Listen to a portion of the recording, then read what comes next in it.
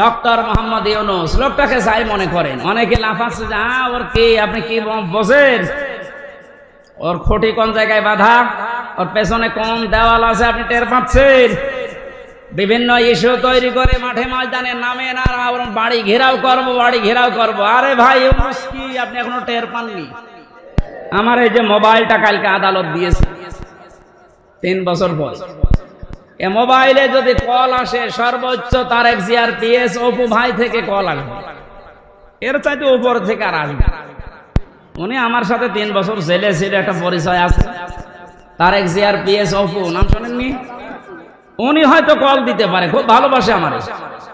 আর doctor ইউনূসের মোবাইলে call আসে একেবারে বারাক ওবামা, জো বাইডেন থেকে, শি জিনপিং থেকে। আপনি টের পান? আন্দাজে লাফান। আনসারের নাম নিয়ে লাভ দিয়েছিলেন, পিটিয়ে মানুষ ঘরে ঢুকিয়েছে। ওদের যে চরিত্র দেখবেন কিছুদিন পরে এই রাজবাড়ি গোয়ালন্দ ঘাটের এই বেশ্যাদের কেউ রাস্তায় নামাবে। ওরা এটাই চালাচ্ছে এখন, কিচ্ছু ছিড়তে পারবেন না।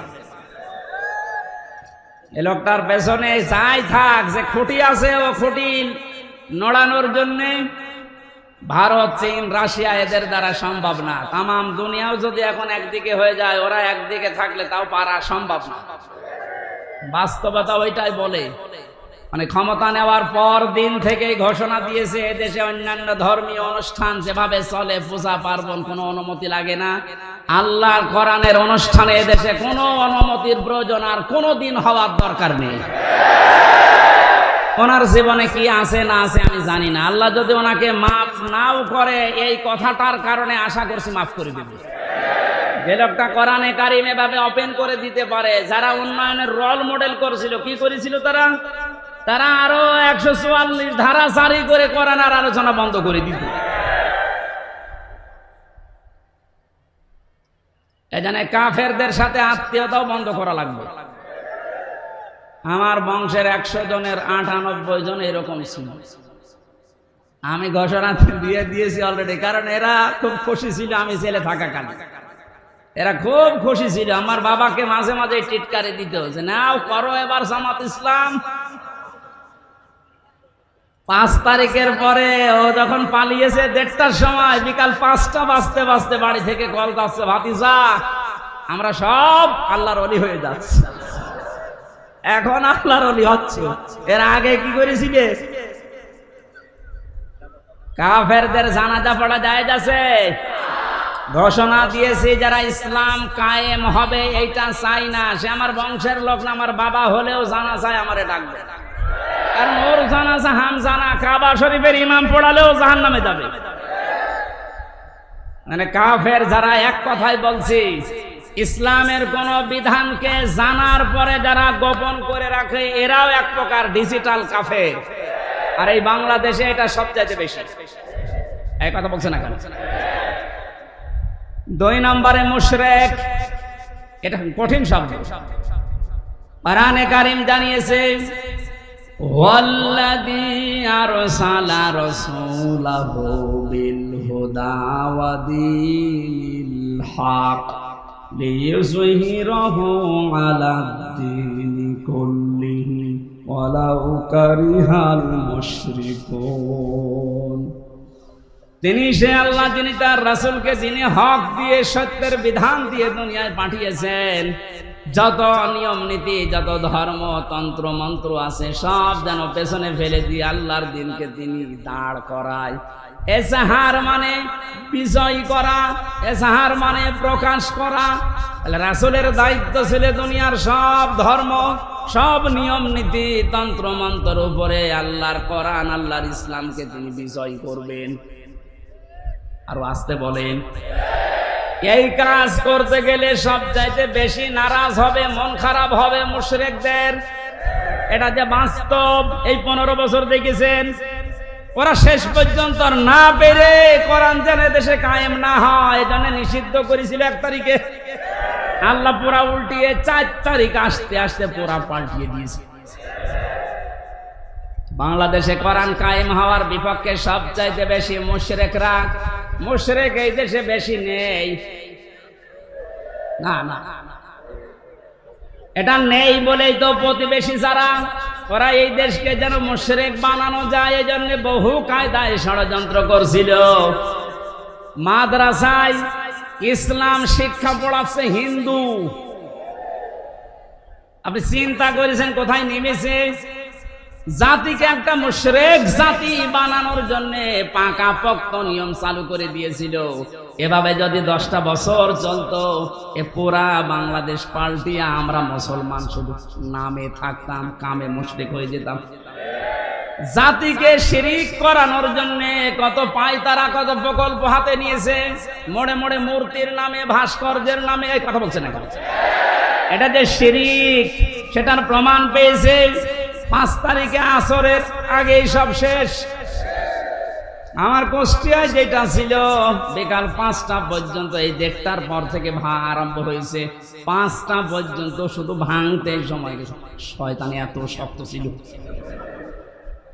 এত টাকা খরচ করে বানিয়েছে। কি করলেন আপনি? শুধু কুষ্টিয়া না, কোটি কোটি টাকা খরচ করে সারা দেশে যেভাবে শিরিক চালু করেছিলেন, এদেশের মানুষের আর কিছু না থাক, অন্তত যাদের অল্প ঈমানও আছে এদেরকে দিয়ে আপনি শিরিক করাতে পারবেন না। এই জন্য মাত্র 3-4 ঘন্টার ব্যবধানে পুরা দেশ থেকে শিরিকের যত শিকড় ছিল সব মূলোৎপাটন করে ফেলেছে। কথা বলুন ঠিক কিনা? আমরা শিরিক করে আল্লাহর কাছে কিয়ামতের ময়দানে অজরে কাঁদতে চাই না। আমরা আল্লাহ আমাদেরকে বাঁচিয়ে দিয়েছে। আল্লাহ যেহেতু বাঁচিয়েই দিয়েছে, ভবিষ্যতে কেউ যেন আমাদেরকে শিরিক করাতে না পারে সজাগ থাকা লাগবে। কোন দরকার নেই মাথার উপরে কারো ছবি রাখা, ওখানে আল্লাহু আকবার লিখে রাখেন, আয়াতুল কুরসি লিখে রাখেন, শয়তান আসবে না। যদি কাউকে আপনি উপরে রাখেন, এটা কোরআনের পুরা খেলাফ।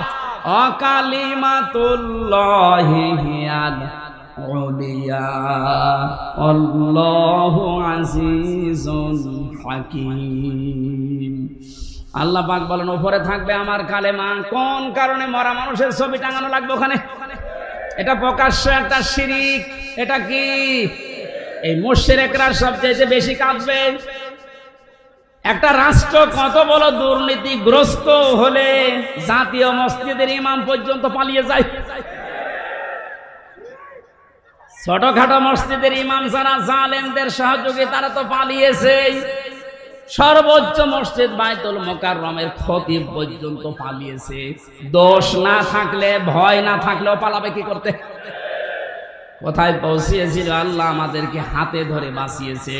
3 নম্বরে আল্লাহর দরবারে কাঁদবে সবচাইতে বেশি মুশরিক, মুনাফিক। 4 নম্বরে বেদাতে। ইসলামের নাম বলে ইসলামের ভেতরে প্রবেশ করিয়ে ইসলাম বলে চালিয়ে দেয়। এটা বাংলাদেশে খুব বেশি ছিল। এই ব্রাহ্মণবাড়িয়া, কুমিল্লা এলাকায় এখন সবগুলো মাথা নিচু হয়ে গেছে। বিশেষ করে চট্টগ্রাম এলাকায় যে নূরে বাংলা, ইংলিশ বাংলা, জাঙ্গি হুজুর নাম শোনেননি? প্রকাশ্য বেদাত চালু করেছিল। কবরের পাশে যে বলতো, হে খাজা, ও আল্লাহর ওলি, আপনার কাছে পরীক্ষার্থীরা এসেছে, একটু দোয়া করে দিন। আরে কবরে যারা থাকে ওরা সব চাইতে বড় অসহায়, সে কি করে দোয়া করবে? সুতরাং এই বেদাত যারা চালু করেছিলেন, এই শিরক, তাদেরকে এখন জাতির শিক্ষা দেওয়া দরকার। নয়তো সময় যদি একটু নরম হয়ে যায়, ওই বেদাতিগুলো কিন্তু আবার মাথা ছাড়া দিয়ে উঠবে। 5 নম্বরে সবচেয়ে বেশি কান্নাকাটি করবে হারামখোর, যেটা এখন কাঁদতেছে। আমি কয়েকদিন আগে বাইরের কয়েকটা রাষ্ট্র ঘুরে আসলাম, মালয়েশিয়া, সিঙ্গাপুর দিয়ে, দেখেছি যে হারামখোর ছাড়া তাদের সম্পদ কি পরিমাণ। বেগম পাড়া বানিয়েছে। ভ্যান চালিয়ে যদি উপায় করা লাগতো, কিয়ামতের আগে বেগম পাড়া বানাতে পারতো না। সবগুলো টাকায় জনগণের। কথা বলেন, শিক্ষকদের বেতন হয় না, আর ওর এক মেয়ের বিয়েতে 12,000 কোটি টাকা খরচ করে। ওর মুখে মারবেন না কোন জায়গায় মারবেন? হারামখোর যারা, থামেন। কি করবেন? হারাম উপায় করে হাসি সেলিমের দিকে তাকান, দরবেশের দিকে তাকান। টাকা কম ছিল ওর, কিন্তু সব টাকা এই দরবেশের হারাম হারাম এবং হারাম। কিচ্ছু নিয়ে যেতে পারবেন না। হারামও পাইকারি যারা, যেহেতু বর্ডার এলাকার মানুষ আপনারা, এই এলাকায় তো আর হারাম নেই। এই পাশের মাল ওই পাশে দেয়, ওই পাশের মাল এই পাশে নিয়ে আসে। এটা চুয়াডাঙ্গার দর্শনার্থে দায়িত্বে ছিল এমপি টগর, ওর ভাই বাবু এই কাজে জড়িত ছিল। এখান থেকে স্বর্ণ পাচার করে প্রতিবেশীকে দিয়ে দিত, আর প্রতিবেশী থেকে নিয়ে আসতো ডাল, তাও মসুরের ডাল না, ফ্যান্সি ডিল। জনগণ শাস্তিও দিয়েছে এরকম। অবৈধ ইনকাম করে যা বানিয়েছিল সব আল্লাহর রাস্তায় পুড়িয়ে দিয়েছে। এখান থেকে একটু শিক্ষা নিতে পারেন না? এত বড় বড় হারামখোর, এদেরকে যদি আল্লাহ এরকম অপমান করতে পারে, আপনি আর আমি কিচ্ছু না। কার জন্য হারাম কাজ করবেন, কার জন্য হারাম উপায় করবেন? ফামান সুহজিহা আনিন নার ওয়া উদখিলাল জান্নাতা ফাকাদ ফাজ। আল্লাহ পাক বলেন, এই পৃথিবীর ময়দানে আসল হার জিত না, আসল হার জিতের জায়গা হচ্ছে ময়দানে মাহশার, আখিরাতের ময়দান। এখানে আমি আল্লাহ যাকে জাহান্নাম থেকে মুক্ত করে জান্নাত বলে ঘোষণা দেব, এই লোকটার জীবন সফল। এই চিন্তাধারা যাদের ছিল তাদের সাথে কয়েকজনকে পেয়েছিলাম জেলখানায়। তার এক নম্বরে আমার দৃষ্টিতে ভালো মনে হয়েছে ডাক্তার শফিকুর রহমান, জামাত ইসলামের শ্রদ্ধাভাজন আমিরকে। মানুষ এর যে ইবাদত, এর যে ঈমান, এর যে তাওয়াক্কুল, আল্লাহর প্রতি ভরসা কোন পর্যায়ের এ মাথায় ধরবে না। একটা সেজদায় 45 মিনিট, 1 ঘন্টা, 1.5 ঘন্টা, 2 ঘন্টা একটা সেজদায় কাটিয়ে দিবে 65 বছর বয়স। অথচ আমার মতো 32 বছর যুবক মানুষ 12 রাকাত নামাজ পড়তে মাত্র 1 ঘন্টা লাগে। তাও তো হাফেজ। উনি হাফেজ না, শুধু কয়েকটা সূরা তেলাওয়াত করে সেজদা দিত। এক সেজদায় 1-1.5 ঘন্টা, 2 ঘন্টায় পড়ে অজরে কাঁদতো। মাঝে মাঝে বলতো, হামজা আল্লাহ আমাকে যদি মাফ করে দেয়, এইটাই আমার জীবনের আসল সফলতা। তারা ইখলাস দেখে আজ দলে দলে পালে পালে মানুষ ইসলামের দিকে ঝুঁকতেছে। কথা বলেন না কেন? কোরআনে কারীম জানিয়েছে, ওয়ারাইতান নাসা ইয়াদখুলুনা ফি দীনিল্লাহি আফওয়াজা। হে নবী, আপনি দেখতে পাবেন দলে দলে পালে পালে মানুষ ইসলামে প্রবেশ করছে। সেই দৃশ্য যেহেতু আমরা বাংলাদেশে এখন দেখতে পাচ্ছি। আগস্টের 5 তারিখের আগের জরিপ পেয়েছিলাম, এদেশে ইসলাম কায়েম হোক, এটা চাইতো 100 জনের মাত্র 20 জন। এই যে এখন আজকে 4 তারিখ, কালকের জরিপ পেয়েছি, এই দেশে এখন 100 জনের 35 জন মানুষ চাচ্ছে যে ইসলাম কায়েম হোক। আর কিছুদিন যেতে দেন এভাবে, যদি 51 ভাগ মানুষ চায় যে দেশে ইসলাম কায়েম হোক, তখন আর কেউ বাধা দিয়ে আটকাতে পারবে না। এটা আমরা দেখতে চাই কিনা? এই চুপ করে।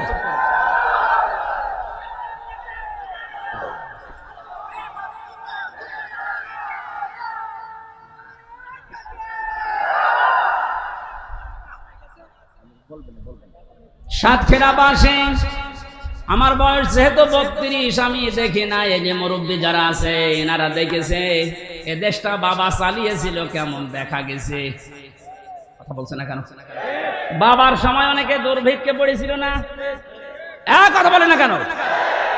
স্বামী চালিয়েছিল, শহীদ প্রেসিডেন্ট জিয়াউর রহমান, তাও আমরা দেখেছি না? আমি দেখি না, ওনারা দেখেছে।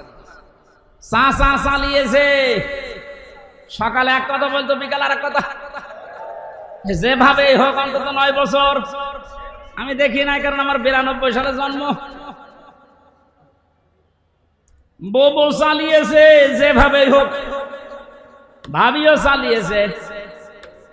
এখন শুধু দেখতে বাকি আছে কোরআন দিয়ে সংসদ চললে কেমন দেখা যায়। এইটা দিয়ে দেশ চললে কি শান্তি আপনি এখনো দেখেননি, বোঝেনও নি। এটা এবার বোঝার সিস্টেম আসতেছে। আল্লাহর কাছে মুসাফির অবস্থায় হাজারো মানুষ নিয়ে দোয়া করছে, আল্লাহ জীবনে কিছুই যদি তোমার ভালো না লাগে, আজকের এই দৃশ্য দেখে অন্তত এটা কবুল করো যে কোরআন দিয়ে দেশ চলছে, এটা যেন আমরা দেখে মরতে পারি। আকাঙ্ক্ষা আছে কাদের দেখে? লিল্লাহি তাকবীর।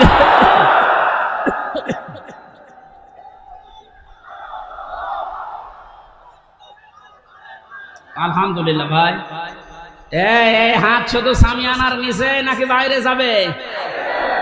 না, অনেক মুনাফিক আছে আন্দাজে হাত তোলে, জায়গা মতো যে উল্টিয়ে যায়। আমরা চাই যে আসুক যেন এইটা দিয়ে সংসদ চালায়। আল্লাহ এই দৃশ্য দেখে মরার তৌফিক দিন, আমিন। 5 প্রকার মানুষের যে কান্নার কথা শুনলেন, এক প্রকারের ভেতরও থাকবেন না। যে প্রকার মানুষের কোনো কান্না নেই তারা হচ্ছে মুত্তাকি। আল্লাহ আমাদেরকে মুত্তাকি হওয়ার জন্য যে 9টা গুণ আছে, আজকের এই মাহফিলের খরচ বাদ দিয়ে বাকি যে টাকাগুলো বেঁচে যাবে, ওই টাকাগুলো সব বানভাসী মানুষের জন্য ওনারা পাঠাবে। আল্লাহ যেন এটা কবুল করেন। আগামী 8 ডিসেম্বর রাতের বেলায় এশার পর থেকে বা দেশা থেকে রহিতা, মনিরামপুর, যশোরে আমি কদলাপাড়া, ওখানে জাহাঙ্গীর স্যারের মাহফিল আছে, ওখানে যাব। ওখানে যেন আমরা কথা বল। 5000 টাকা দিয়েছে আমাদের চেয়ারম্যান ইব্রাহিম, না ইব্রাহিম সাহেব, সাবেক ক্লিয়ার, এখন বর্তমান চেয়ারম্যান হয়ে যাবে ইনশাআল্লাহ। আল্লাহুম্মা আমিন। লা ইলাহা ইল্লা আনতা সুবহানাকা ইন্নী কুনতু মিনাজ জালিমিন। রব্বুল আলামিন, সারাটা জীবন অপরাধ করে জীবনটা নষ্ট করে ফেলেছি। হাত উঠায় কথা বলবো ভয় করে, লজ্জা করে। আমাদের অপরাধের দিকে তাকিও না, রহমতের দিকে তাকাও। জিন্দেগির গুনাহগুলো মাফ করে দাও। এ মাহফিলের আয়োজন করতে গিয়ে তোমার বান্দা ইমন সহ যত যুবকেরা শ্রম দিয়েছে, আল্লাহ আমি অনেকের নামও জানি না। এই যুবকদেরকে যে মা পেটে নিয়েছে, মায়ের পেট খাদিজার মতো বানিয়ে দাও। এই মাহফিল যার মাধ্যমে এসেছে, মাওলানা রবিউল ইসলাম সহ যত মানুষ এই মাহফিলে, দল মত নির্বিশেষে, আল্লাহ তাআলা বহু কষ্ট করে রোদের ভেতরে যারা বসে দাঁড়িয়ে যে মানুষগুলো কোরআনের কথা শোনার জন্য কষ্ট স্বীকার করেছে, এদেরকে তুমি শেফায়ে কামেলা আজেলা এবং উত্তম পুরস্কার দিয়ে ধন্য করো। এলাকায় মাটির নিচে যত মানুষ ঘুমিয়ে আছে মাফ করে দাও। আল্লাহ তাআলা মা বোন যারা এসেছে, নামাজ রোজা পর্দার পাশাপাশি স্বামীর খেদমতের সুযোগ তাদের দান করো। স্বামী যাদের অবাধ্য আছে তাদেরকে বাধ্য করে দাও। অনেক মানুষের স্বামী অত্যাচারী আছে, আল্লাহ স্বামীগুলোকে হযরতে আলীর মতো বানিয়ে দাও। জাহাঙ্গীর স্যার তার মায়ের জন্য দোয়া চেয়েছে, আল্লাহ মায়ের কবর জান্নাতুল ফেরদাউস বানাও। তুমি যখন মুক্ত জীবনে আমাদেরকে ফিরিয়ে দিয়েছো, মুক্ত ভাবে কথা বলার পরিবেশ দিয়েছো, আল্লাহ আমার কণ্ঠটাও তুমি ছেড়ে দাও। কোরআনের সহজ সরল কথাগুলো হেদায়েতের নিয়তে যেন বলতে পারি, মানতে পারি, তৌফিক দাও। আগামীর বাংলাদেশ তুমি কোরআনের হাতে দয়া করে তুলে দাও। চর্ম চোখে আমরা দেখতে চাই যে তোমার কালাম দিয়ে দেশটা চলছে। বারাকাল্লাহু লানা ওয়া লাকুম ফিল কোরআনিল আযীম। মরণ আসলে যেন বলতে পারি লা ইলাহা ইল্লাল্লাহু মুহাম্মাদুর রাসূলুল্লাহ।